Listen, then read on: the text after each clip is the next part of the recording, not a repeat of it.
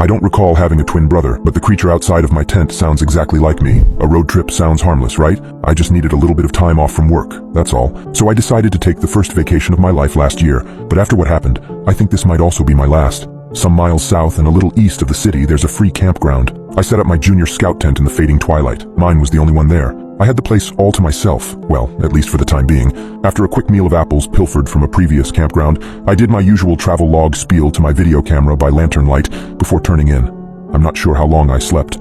I know I checked the time, but I'll be damned if I can recall what it was. Something had disturbed my well-earned beauty rest, but I was too groggy to remember what it had been. I sat up, too alert to fall back asleep, but too sleepy to be totally awake. Something brushed the side of my tent, and suddenly I was more awake than I'd ever been. From the sound of the footsteps, it was walking on two legs. That was a first. My mind immediately jumped to the worst possible conclusion. Bear. Sitting there in the dark with my heart beating in my throat, I had no way of telling which species I was dealing with.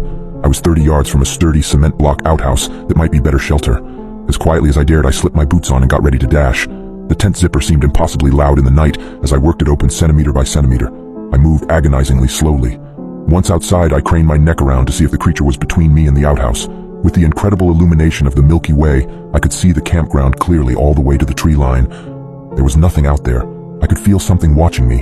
It was like feeling an insect crawl along the back of my neck. There was no logical way for me to know something had its eyes on me, but out there in the dark, in the middle of nowhere, all alone, I couldn't dismiss it. Still on high alert, I crept along and tried not to crunch the gravel under my feet too loudly.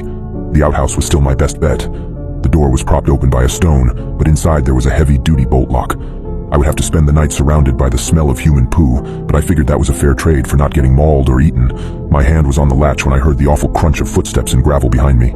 I kicked the stone, propping the door open out of the way, and slammed the heavy metal door shut, no longer caring how much noise I made. Whatever was on the other side had thumbs. Something tugged on the door as I struggled to bolt it shut.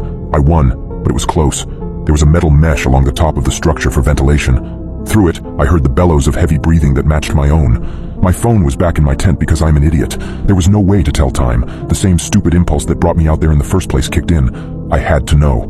Hello? Silence. Maybe they hadn't heard me. And then, hello? My heart dropped. The voice was masculine like my own, and the sound of it was a kick to the gut. I couldn't even tell you why it made me so uneasy.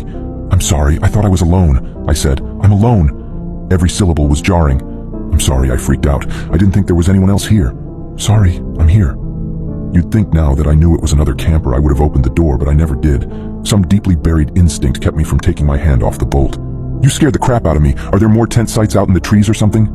I'm something. There are more. His words made me sick to my stomach. Again, I couldn't have even told you why. Only that they did.